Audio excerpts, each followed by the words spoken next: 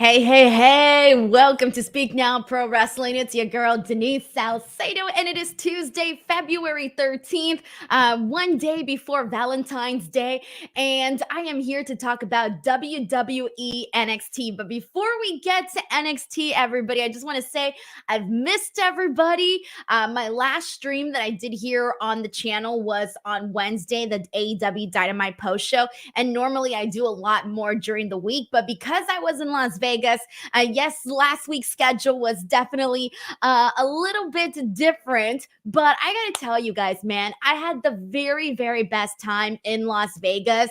I really, really am happy that I ended up taking the trip over there to attend Radio Row, to attend the WrestleMania press conference. I really just felt like a lot of things really went very well. And not only was I able to get some additional interviews from WWE, which included Rhea Ripley, Becky Lynch, Seth Rollins, and Jade Cargill, I was also able to get two very, very cool AEW interviews. I spoke with Darby Allin, who at that point, I have to tell you guys how this all went down, by the way.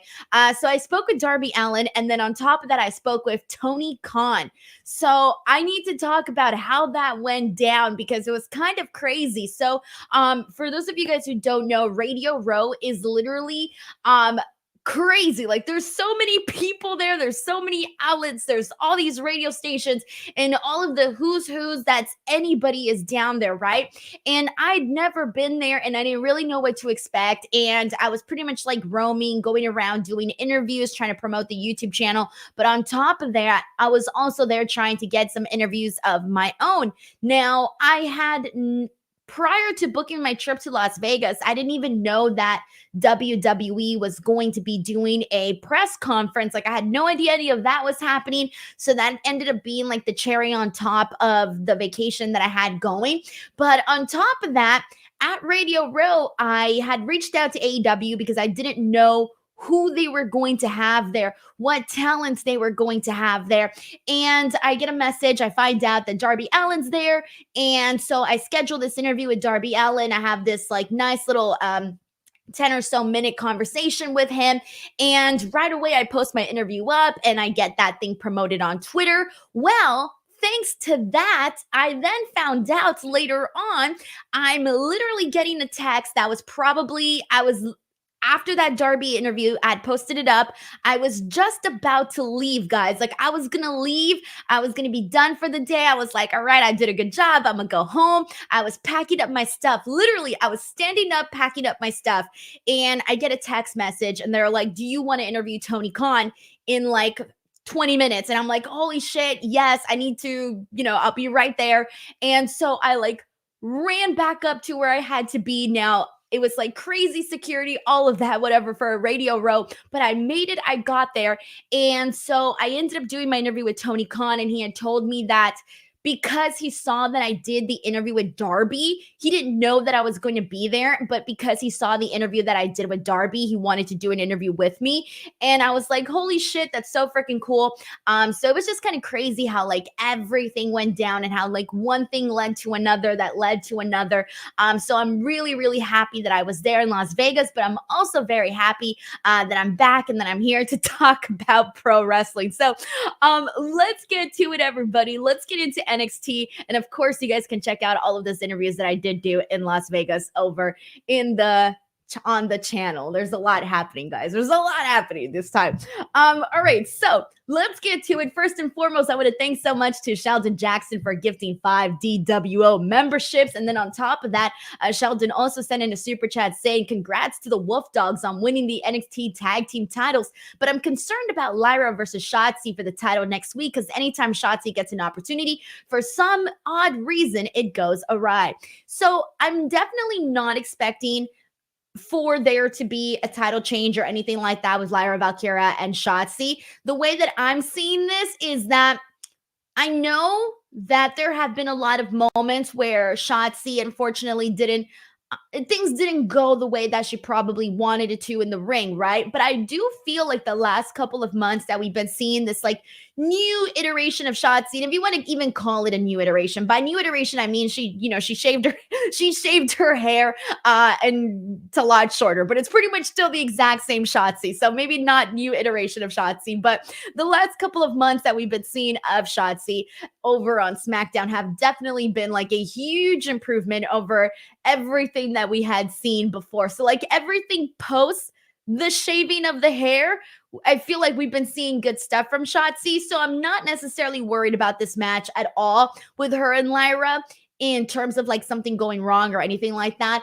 I'm more so excited about it because, to truth be told, guys, I completely missed whatever argument Lyra and Shotzi were having on social media. Like, I didn't see any of it. Like, this was breaking news to me, man. I was watching NXT. They were talking about this beef, and I'm like, what beef? I didn't even see it. Damn. I wish they would have put it on the screen or something. And if they did, I missed it. But for those that didn't see the actual Twitter interaction, like I didn't know what was happening. I didn't even know why Shotzi was there. So I was so confused during this, but obviously they explained it. I put the pieces together. And we are going to be seeing Lyra Valkyria versus Shotzi next week. As a matter of fact, guys, like point blank, I'm just going to say it right now. This was not the strongest episode of NXT. There was like one big newsworthy thing, and then that was kind of it. We're going to get to all of that. But I feel like next week's episode of NXT, just based off of the matches and what's been announced so far, is going to be a way bigger show than what we saw this week. As a matter of fact, like I actually thought this was one of the weaker episodes in a while. I didn't think this was a strong episode of NXT.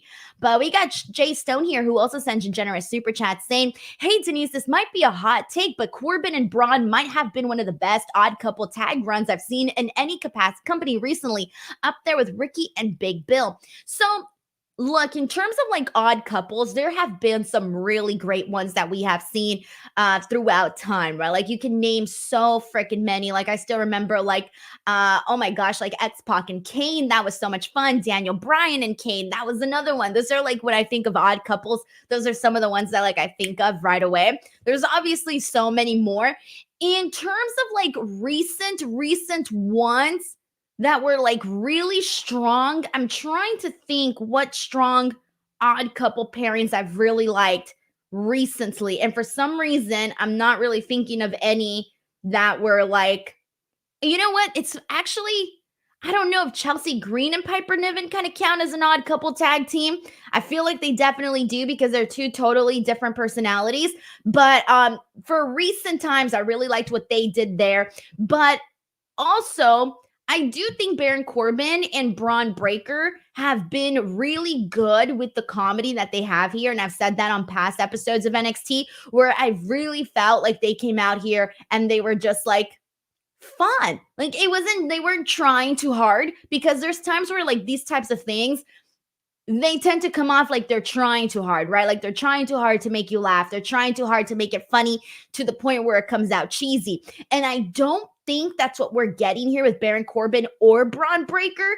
And this was such a big turn for both guys, because I've spoken about this before, guys, but over on Baron Corbin's side of things, his run on NXT has been like the best thing that's happened to him in like the last couple of years, because we go back to one of the last things that we saw from him over on the main roster. And you guys know where I'm getting at with this. It was the JBL stuff. And that stuff was just brutal. And then before that, the last thing that actually got over was Broke Corbin. I liked the whole feud that he did with Pat McAfee. That was cool too. But like in terms of recent work, there really wasn't anything else besides that. Like the Happy Corbin stuff was a goddamn nightmare. The stuff that he did with Madcap Moss, a nightmare. And so Baron Corbin going over to NXT, I remember kind of thinking like, ooh, damn, Baron Corbin's going to NXT. Like that's probably not the best thing for him, right? Well, wrong. It ended up being great for him, because now he's kind of gotten a little bit, it's still hard because Baron Corbin, they had him do so much like stuff on the main roster that he still kind of carries that with him wherever he goes. But I do feel like this partnership with him and Braun Breaker has sort of erased some of that, where you can see Baron Corbin and not be reminded of all the other stuff, and you're just enjoying what you see on NXT with him and Bron. And then over on Braun's side of things, Bron, God, the people turned on this man, and things weren't going so well for Bron Breakker. Like, obviously, the skill was always there, the wrestling was always there, the intensity was always there. But in terms of like the personality and all of that, that really wasn't coming through probably the way that they wanted to. And then we started to see shades of Bron Breakker with interacting with other NXT wrestlers. If I remember, I think it might have been the Creed brothers. Was it the Creed brothers, or it might have been Hank and Tank? Whatever. I forgot who it was that freaking Bron Breakker was interacting with for like a good period of time. And we ended up seeing more of his personality in that. And I liked it. I realized watching that he interacts very well when other people are on camera with him versus when it's just him by himself. And so then you put both of these guys together that were trying to, two totally different journeys, two totally different stories, but at the right time came together and ended up kind of benefiting each other in this storyline. And I like what we've gotten so far with them. And now they're your brand new NXT Tag Team Champions. I don't think anyone here is honestly surprised, because when they announced the tournament, besides them, the other option was Carmelo and Trick Williams. But I think for the most part, we figured that something was going to happen and that was going to unravel, and they weren't actually going to win the Dusty Cup tournament. So I think for the most part, it's been very clear that Baron and Bron were going to win. And then once they actually did, I think everybody here knew today that we were going to see brand new NXT Tag Team Champions be crowned. And that is exactly what we got here today. They closed out the show in the main event and defeated Tony D and Stax Lorenzo in what was a pretty fun little main event for the tag team titles. Like, there were some cool moments. I like seeing Tony D catch Bron Breakker and hit him with a sit-down powerbomb. Like, that was pretty cool. They put him through a table. They get him back in the ring. They try to pin him. Baron Corbin breaks up the pin. We got the crowd chanting, "This is awesome." Fast forward to the ending. Bron Breakker hits a massive spear on Channing Stax Lorenzo and gets the win for his team. And the moment felt pretty huge because they had been building up how badly Baron Corbin wanted these titles. And so it was kind of cool. And they seem to have like this like bro type of relationship where they're not like brothers, but they're like, I don't know how to explain it, guys. I can see them being like frat brothers or something. Like, that's the best way to explain their relationship. But it's enjoyable, and I'm excited to see them become the NXT Tag Team Champions. It was definitely the right call to make. Now, who the hell knows what's going to happen, because we know that Bron Breakker is going to be called up pretty soon. We've been seeing him, but I don't know how this is going to impact that now that he has the tag team titles and he's sort of a package deal as of right now with Baron Corbin. So we'll see. Stephen Marchuli says, as fun as the Wolf Dogs are, does Corbin turn on Breakker? I hope it doesn't happen right now. I would like to see the Wolf Dogs kind of continue on, see what they can do in the meantime.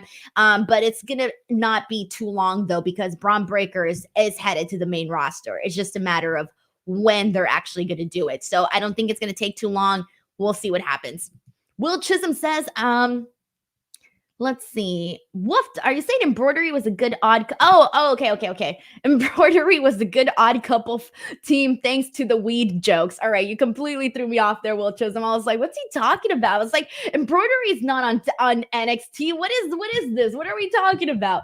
Will Chisholm, you completely threw me off there for a bit, but I appreciate it, man. Okay, so that really is the biggest thing that happened on the show, guys. Bron Breakker and Baron Corbin are the brand new NXT Tag Team Champions, but we got a couple more things to get into, so we might as well dive into that now. But just to kind of close things out with the new Tag Team Champs, for those of you who haven't been watching on NXT, they have good chemistry with one another. Their matches are fun. Bron Breakker has stood out even more. Baron Corbin's career seems to be turning around here on NXT. That's already 4 things.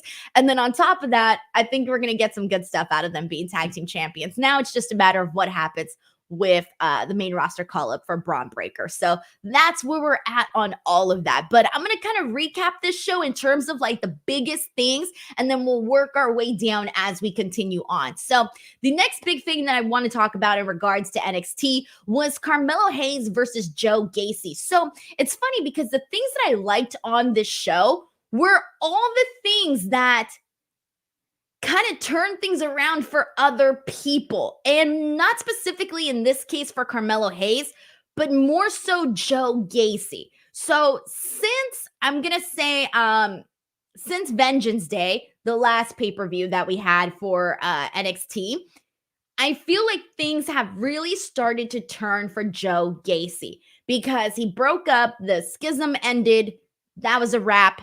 And then we spent several weeks with these like odd little segments for Joe Gacy, and he was kind of going in, going out of random segments, right? Like nothing much else. But after that match that he had with DJack, I really truly feel like he's got this new pep in his step, and you can see it. Now, I didn't like the way that things went down last week with the match between Ilya and DJack and Joe Gacy getting involved. I'd mentioned that not last week, but this week, I did like the way that they did things because we got Carmelo Hayes versus Joe Gacy, okay? Carmelo Hayes, obviously, he's doing his thing, but he's pissed off about, Joe Gacy getting involved in all of this stuff, right? But Carmelo Hayes, Joe Gacy.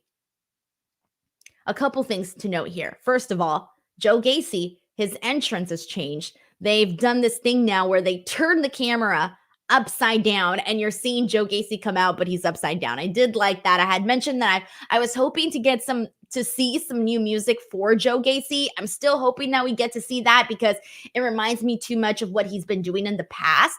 But I don't know, maybe they still want to remind us of that. So maybe that's intentional. But Carmelo Hayes is still getting lots of heat for what he did to Trick William. You're getting like "you sold out" chants, which is great because I've been loving the heat that Carmelo Hayes has been getting. Last week, this man was getting so much heat over what he did to Trick Williams. It was very, very entertaining. Oh, Jesus. Sorry, guys.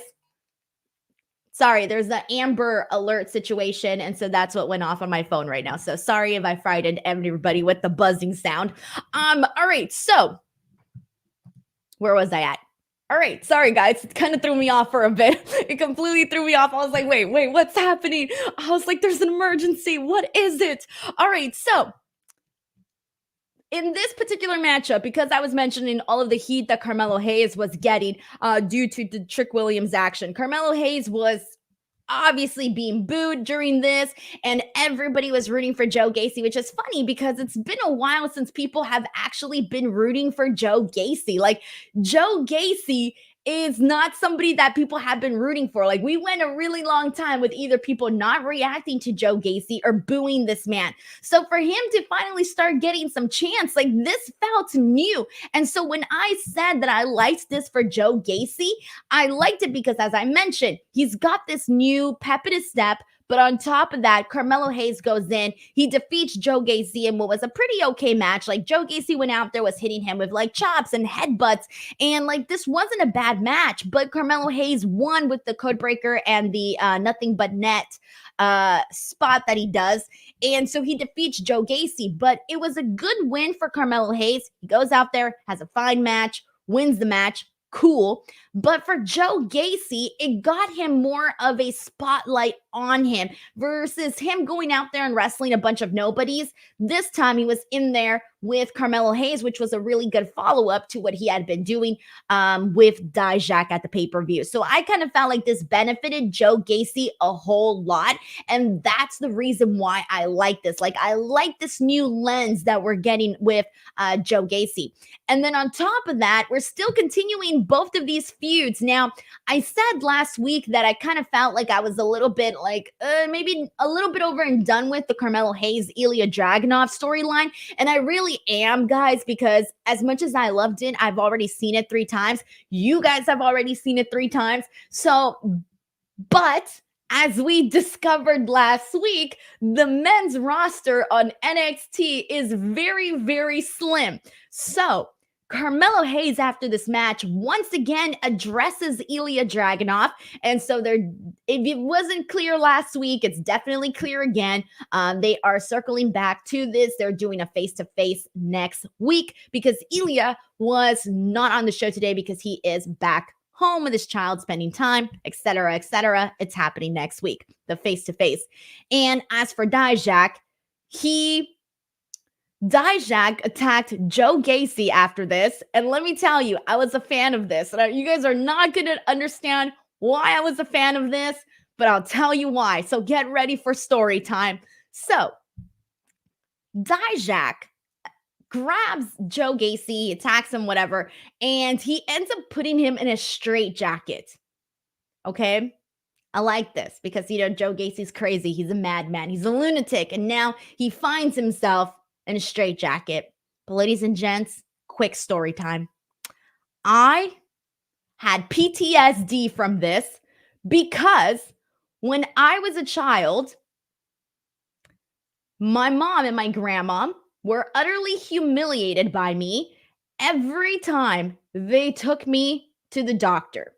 So apparently, I had a bad reputation at my doctor's because I would go crazy anytime I had to go to the doctor's.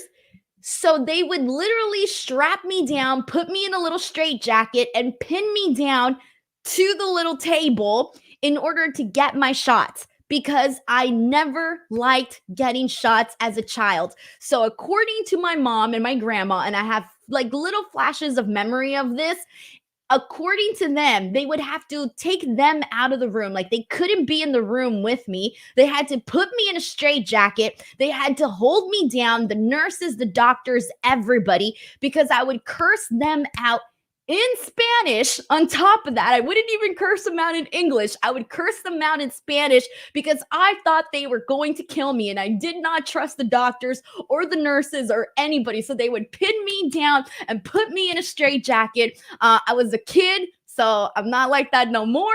But as I was watching this, it gave me flashbacks. And I remember this like vividly now, like these little moments. I don't remember all of the stories that my grandma and my mom told me, but I do remember like a few.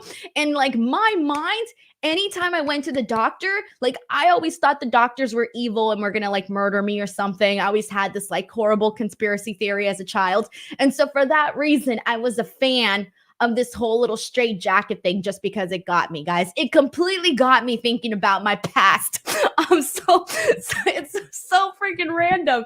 But yeah, I did not like doctors. I did not like nurses. And I unfortunately would say some very mean things to them. And they probably hated me. And that, God, I feel so bad now. And like, I'm pretty sure that the day I become a mother, my ass is going to get this karma and I'm going to get it back, man. Like, I feel bad for any parent that has to deal with any kid going crazy at the doctors because I was one of them. I was one of them.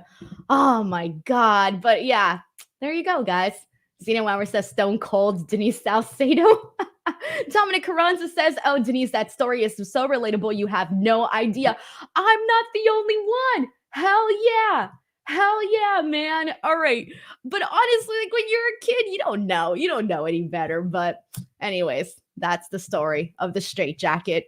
I can relate. I can relate to Joe Gacy. Who would have thought? All right, let's get some comments in here. Dominic Carranza, who's been a member of the DWO for 3 months, says, I hope WWE don't Kyle Shanahan this. Ooh. Stephen Marchulli says, Lexus King versus Obafemi should be good for next week. I'm telling you, all of the good stuff is happening next week, guys. Like next week is going to be like a way better show to talk about, honestly. All right, so, but moving on from this, we have another thing that I did enjoy a whole lot, and that was Lola Vice versus Tatum Paxley. So I've been liking everything that they've been doing with Tatum, with God, this kind of intertwines a lot of people. With Tatum, with Lyra, with Roxanne, with Lola. It seems like everybody kind of got mixed into this salad here of what we're seeing, but this was cool. So we have the match portion, which is Lola and Tatum. For the most part, Lola is dominating this match up until the moment where Lyra comes in to, I guess, support maybe Tatum Paxley, but she's on the outside. She's watching on. She seems to be giving her some words of encouragement throughout this match. And it works for a little bit. For a little bit, Tatum's able to get a little bit of an upper hand over Lola. But Lola goes in there. She gets her with 2 roundhouse kicks, locks her into a submission. Tatum Paxley taps, and that is it. The girl is out. And then there was sort of this endearing moment because after Tatum is like just there, practically lifeless, Lyra ends up picking up her body and carrying her away. And I thought, that's interesting. Now they seem to have this like big sister, little sister type of dynamic where they don't seem to, where Lyra doesn't seem to. It's weird because Lyra at first wanted nothing to do with her, right? She was weirded out by her. She wanted nothing to do with her. But she has sort of found this soft spot for her where like now she kind of cares about her. She may not have wanted to, but she definitely does now. And then over on Tatum's side, Tatum still has this obsession with her that's still a little bit unclear why exactly in terms of like what is the significance and the meaning behind it. But now it seems like they're starting to bond maybe. I don't know. Because afterwards in the back when Shotzi confronts Lyra and they make this match between Lyra and Shotzi due to some Twitter interactions, all of a sudden Tatum comes out and she's like happy and lively, almost like she had it planned. And so I don't know what to make of that. The point is that I guess they're friends now, sort of, maybe. I'm not really too sure what's going on there. But that's that portion of it. So that part's fine. It's cool. Whatever. Lola gets a good win. She's looking great. I say that every week, but it's true. And I'm looking forward to the match with Lyra and Shotzi, by the way. I think it's going to be a good match. I hope it's a good match. I'm cool with it. I'm cool with it because, again, it gives Lyra an opportunity to work with some more women on the roster, which granted, they have a lot of women that she could have worked with over on the NXT side of things, like girls that haven't gotten a shot at the NXT title. Like, it didn't necessarily have to be Shotzi, but I'll take it because I'm assuming that they're not putting some other people that could have been in that match against Lyra for maybe different reasons. Maybe they're keeping them away from the title because it's not their time. I don't know. So I'll take it being Shotzi because I've said this before, but I don't think that it hurts to see some of the girls that are not at the very top of the roster go over to NXT and basically wrestle some of the champions. And this goes for both the men's and the women's. I specifically was talking about this last week for the men's. I don't mind it for the women because, again, I just think it only helps your champions that you have. So I don't think that Shotzi loses anything by going out there and having this match with Lyra Valkyria. So I'm looking forward to seeing what they do there. So we'll talk about that next week when it happens. But as for the interesting part here was Roxanne Perez, because we ended up having a backstage segment where Roxanne is like freaking pissed. She's pissed that Shotzi just came in here. She put out her little tweet. She skipped the line and she gets a title shot against Lyra. And let's be real. Roxanne should be pissed. If I was Roxanne, I would be pissed off too. All right. So on that end, I agree with Roxanne Perez. However, we've been seeing her toe this line between babyface and heel. Well, that's it. I don't think she's towing that line anymore, guys. We can definitely say, as of right now, that Roxanne Perez is 1000% a heel. And if this wasn't solidified before, it should be now because poor Ren Sinclair wanted to sympathize with Roxanne Perez backstage. She kind of wanted to offer some advice. She seemed like she had a plan, and it was kind of a good one. She had told Roxanne that she should challenge the winner of Shotzi versus Lyra. Well, Roxanne didn't want to hear any of her any of her suggestions, and she like slapped the life out of Ren Sinclair. And she later on gets into it with Ava Raine because Ava Raine, your GM, is super pissed off that she just went around and she just punched Ren Sinclair. So she makes this match between Ren and Roxanne Perez, and she tells her that after this match, she will have a conversation with her surrounding when she's going to get her NXT Women's Championship title shot. So we'll see what happens there. But the funny part about this, though, guys, is that Roxanne Perez, okay, who here has seen the meme of the little angry Tom and Jerry, or the little angry, that's the little angry mouse. Hold on. Which one is it? The little angry mouse. Everybody here at some point has seen the meme. I have it right here. Here we go. This is the meme. Hold on. My brain functions in meme. This is it. Okay, everybody here at some point has seen this little meme of angry baby Tom. That's Tom, right? Yeah, it's Tom. I always forget which one's Tom and which one's Jerry. But anyways, the little angry Tom. I hate to say it, but that reminds me of Roxanne Perez because she's so tiny and she's such a natural baby face that seeing her in this heel role, it's like she's too cute to be angry. I can't explain it. And I don't want to like take away from her heel work that she's doing because I know that it's like, it's tough and you have to put yourself out there. But that's like, she's too cute to be angry. I can't explain it, guys. She's like the really cute little Powerpuff Girl. When she gets mad, there's memes about that too. So that's what it reminds me of.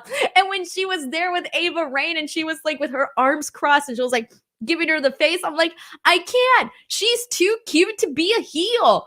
So they're gonna have to like, I don't know.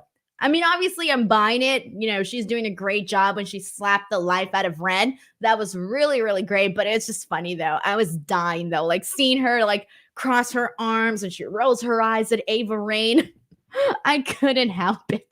Thank you, Christopher. He says the mouse is Jerry, Denise. I always forget which one's Tom and which one's Jerry. I have for years, guys. Every single damn time. Damn time. But anyways. Yes, Luis is right. She is a natural baby face. She is. Guys, Roxanne Perez is like so freaking relatable. She was this little kid who liked wrestling, decided to pursue her dream. She made it. Look at her now. How do you not want to root for her? She's the ultimate baby face. So that's why it's like interesting to me that she had this heel turn in the first place. And now we're seeing how she does. But I do think that she's just more of a natural baby face, though, for sure. All right, so let's go ahead and see what people are saying here. This is from Will Chisum, who says, I love how they're teasing a heel turn with Roxanne, but I'm with her. She never got pinned when she lost the title, and Lola cashed into her match. Cashed into her match. I'm with her. While we agree with a lot of the reasonings as to why Roxanne Perez is mad, she is definitely a heel now, guys. 1000%. There's no way that she's not a heel. She is a heel. She's got a right to be mad. She's sort of like Drew McIntyre, right? Like Drew McIntyre is going out there and making all this sense. Like you understand why he's mad. You understand his perspective, but he's still a heel. That's Roxanne Perez. Like she had no right to just go out there and slap poor Ren when Ren was just trying to sympathize and offer a suggestion to her. So she is definitely a heel. Will Chisum also says, before Roxanne walked out, she should have told Ava, your dad sucks. LOL. Oh my God. Had she mentioned something about her dad, it would have been pretty funny, but I'm pretty sure Ava Raine is trying to like, I don't know. They haven't really made any mentions about who Ava Raine's father is. We all know, obviously, but they haven't made any mentions of it on screen. And I have a feeling they're doing that for a reason, because when the moment comes where someone actually mentions The Rock to Ava Raine, like it's gotta hit hard, right? Like you just can't just be throwing it out left and right. It's gotta hit hard whenever someone does mention her dad. And I can only imagine she's trying to like make her own name without people bringing up the fact that she's The Rock's daughter. So that's just my guess on that, because if not, they would have brought it up way beforehand. Like no one brought it up when this girl was in a cult in NXT. No one said, does her dad know that she's in a cult on NXT? No one on commentary ever said that. Nobody. This girl, her dad is super famous and she was in a cult on NXT and no one said anything. So that tells me they ain't bringing it up, at least for a while, or until the time is right, I suppose. But anyways, I could only imagine that The Rock would want to know, hey, man, my daughter's in a cult. I got to do something. But they didn't. All right, guys. Let's go ahead and press on from here. That was the stuff with the women. We got a couple more topics to get into, but before I get into all of that, guys, just a friendly reminder that tomorrow I will be back with Righteous Reg, and we will be here to celebrate Valentine's Day with everybody here talking about AEW Dynamite. Friday, I will be back for my SmackDown post show. They already promoted that The Rock and Roman Reigns are going to be on the show, so I will be here. This Saturday, there is no episode of Collision due to the NBA, so I will not be here. So yeah, I get a Saturday off. I'm not going to complain. But technically, yeah, there's no Collision on this Saturday. All right, let's press on. Let's get into Adriana Rizzo versus Jada Parker. So this one here, again, two good things that came out of this. One, both of these girls got highlighted individually without the guys and all of that. Like, I hate to say this, but I really do think that, like, they tend to shine the brightest in their groups. With Tony D and Stacks Lorenzo, it's a little different because they have, like, a lot of personality, especially with Tony. Tony has so much personality. So it's more so Jada Parker that tends to stand out a little bit more in her group than Adriana Rizzo, because Adriana Rizzo is with two guys that have like a lot of personality. We still haven't seen as much from OTM, so I do hope we get to see that. They're still new, so maybe we'll see it at some point. But this was good, actually. Adriana Rizzo, she goes right after Jada Parker, but Jada Parker, for the most part, is not going to be taken down easily, and Adriana was not able to keep her down. And so Jada Parker gets the victory in this match. The only thing I wish was that the finish was a little bit more stronger. I think she just like shoved her and then she beat her. So I wish that it would have been more of an exclamation point of a finish for Jada Parker.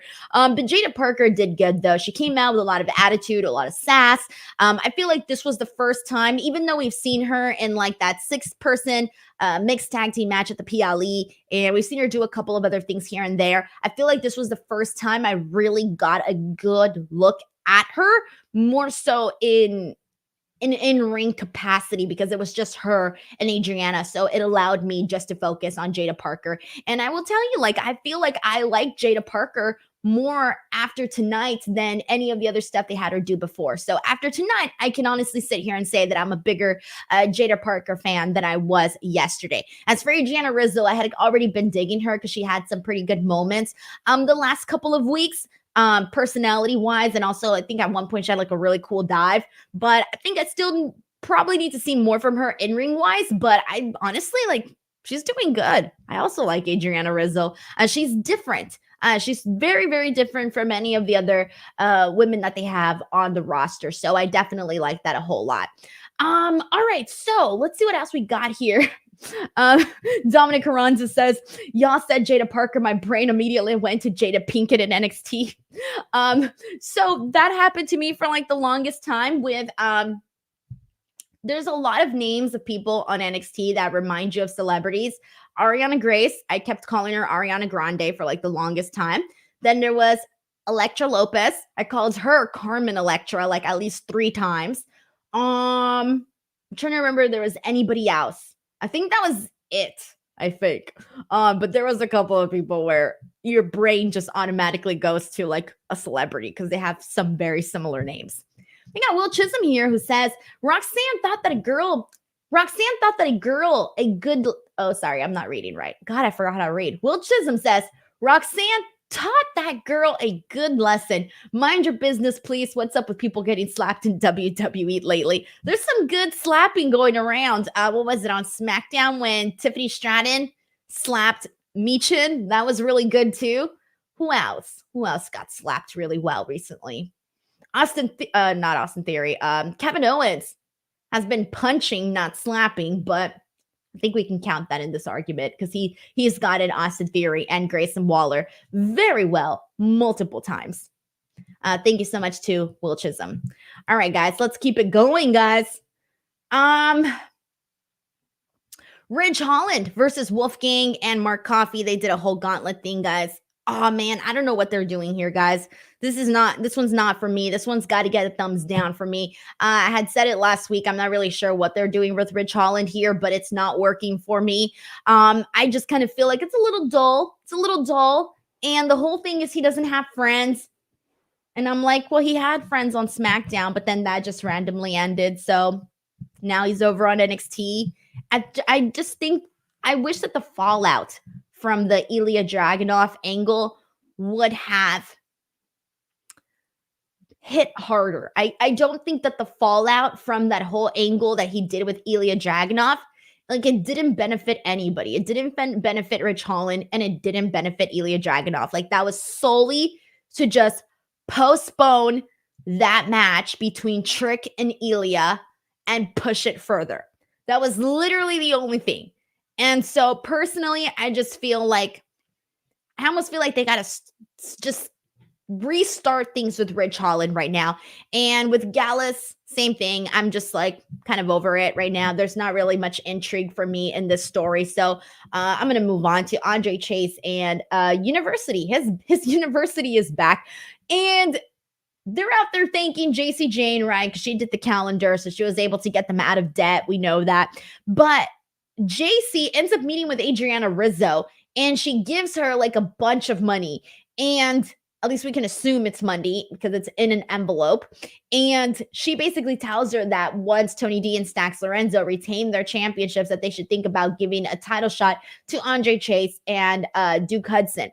Well, they didn't win, so I don't know what's going to come off of that moving forward. But it seems like JC Jane is starting to take over, and she's making under the table deals here with Adriana Rizzo. So now it's a matter of like, what's going to happen here between JC Jane and Andre Chase, Chase University? I have a feeling that they're going to, I have a feeling that the way the storyline's going to go is that Chase U doesn't like JC Jane's methods. And I think that JC Jane's methods are going to get her possibly kicked out of Chase U. That's what I'm thinking right now. It's a little too early to tell, but that's kind of what I'm thinking is going down with this whole entire storyline. Kenny Williams says, Denise Hayton. Guys, I feel bad when I don't like something. I don't know how else to tell you guys, but I'm pretty damn honest when I don't like something or when something is not necessarily working. But when it is working, even if I hated it for like several weeks and then it finally gets me, I will mention it. And I know Sheldon is going to have receipts for it too. Trust me, I know he is. All right, guys, let's keep it going. Let's talk about Obafemi here. All right, so the big thing that went down with this is Obafemi, by the way, when did he get the chant? It's like I blinked, and then all of a sudden there's a chant going. I must have missed it, or maybe if it's been going on for the longest time, I'm going to get attention to detail out of my resume, but Obafemi's got this whole chant going now when P comes out, when he speaks. I like it. It's pretty cool. Lexus King interrupts him. And basically the whole little gist between them is Lexus King doesn't like that he's calling himself the ruler. And they go back and forth about like who's going to beat who. And Lexus King wants the NXT North American title shot. He says he's a king. He's not going to break his promise and he's going to become champion. And there's some threats going on. But Obafemi seemed to like, he gave it up pretty easily. He was just like, all right, you want a title shot? Cool, let's do it. Next week, NXT North American title on the line. And Lexus King attacks him. And then Obafemi seems like he's about to literally overpower him. And he's about to, but Lexus King manages to like run away. So I think they can tell a nice little lengthy program here.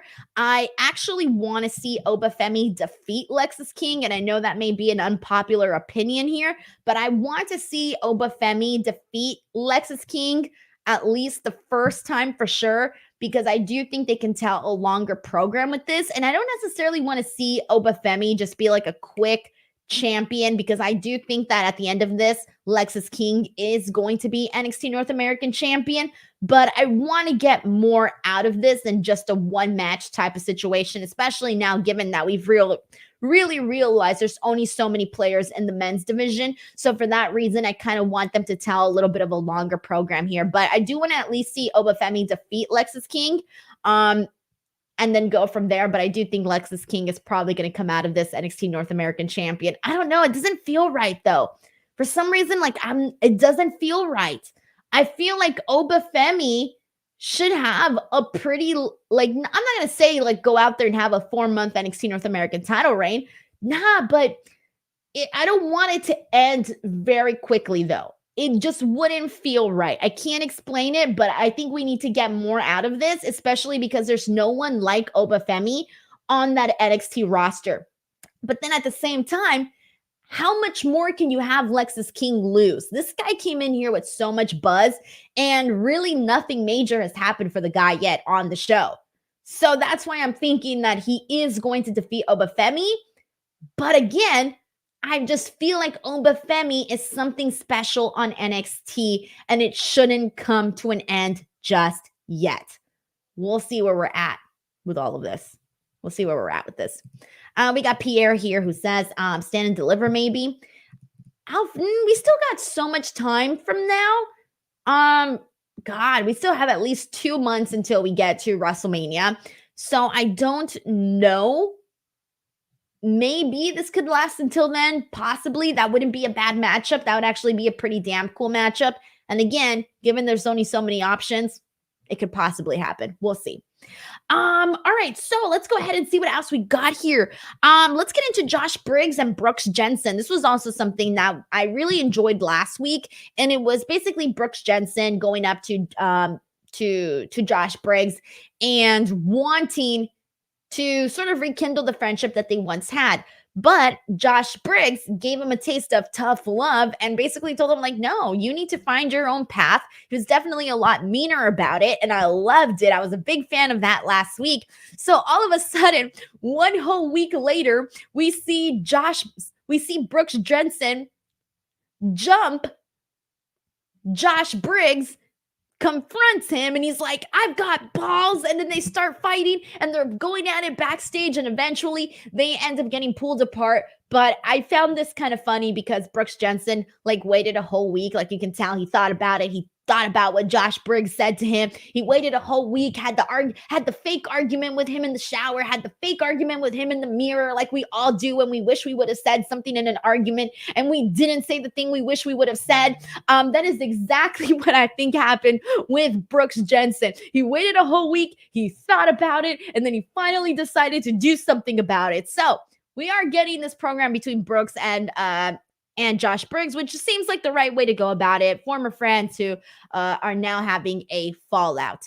And let's be real, like, they both needed something going on. So this is what's going on for them. And this match is going to be happening next week as well. So that could be another little lengthy story that they do, and something that could finally get Brooks Jensen more featured on a weekly basis on NXT. So this could be a pro. This is his time to shine. This is Brooks Jensen time to finally burst out of the bubble, get out of his shell, and really make himself noticed on NXT. So we'll see what happens. All right, we got one more thing to talk. Actually, we really only got the Kiana James Brinley Reece match, and I don't really got much to say about this. Kiana gets her win. She's there partnered up with Izzy Dame, and it seems like they're sort of they're very similar to what I guess we thought Lola Vice and Elektra Lopez were going to be. It seems like now we're just seeing Kiana James and Izzy Dame do that. So that was NXT, guys. I know this was probably a shorter post show than I normally do, but this wasn't like a super newsworthy show by any means. So I'm just happy that I was able to get some good time to talk about it. But next week seems like that's going to be the bigger show. So we're going to be seeing Lyra versus Shotzi for the NXT Women's Championship. We're going to be seeing Obafemi versus Lexus King for the NXT North American Championship. We're going to be seeing a face-to-face between Ilya and Carmelo Hayes. And then Briggs and Jensen are going to be facing each other next week. And then Roxanne Perez and Ren Sinclair are also going to be facing each other next week. So we got pretty much the entire show already announced. Next week, it's looking pretty damn good. So I'm looking more forward to that show than I was for today's show, because I saw the card going into today's show and I was like, oh, there's not that much. The only thing, and we already knew what the outcome was going to be pretty much, which was the new NXT Tag Team Champions in Bron Breakker and Baron Corbin. But that's pretty much it, guys. Let's see what else we got here. I'm gonna make sure I got everybody's comments and everything. I did Cool. That was it, everybody. All right. So before I head out, guys, just a friendly reminder: go check out all of the content that I've been posting up here on the channel. This entire year has been already like the best year for my YouTube channel because I have been posting so many interviews. I think I posted 42 brand new interviews in the last like 40 something days, guys. Kind of crazy, to be honest, but check those out. Check out the one with Tony Khan. Check out the one with Rhea Ripley. I got 3 interviews with Rhea Ripley, and we talk about something totally different in each one. 2 interviews with Jade Cargill. Again, different topics in each one. Bianca Belair, Liv Morgan, Seth Rollins. There's so many, I can't even think of them right now, but check them out. Give them some love because I was very happy with all of the interview opportunities that I was able to get. And it's probably going to be a while until I get a good bunch like that again. Probably not until WrestleMania. So it's going to be a bit. So go and enjoy those. And I got a couple of interviews dropping this week, hopefully, if all goes well. I got 2 interviews, an Impact one and a Impact/New Japan one, I guess. I don't know. We'll see. You guys can keep an eye out here on the channel, and I will see you guys back here tomorrow for AEW Dynamite conversation. All right, everyone. Peace.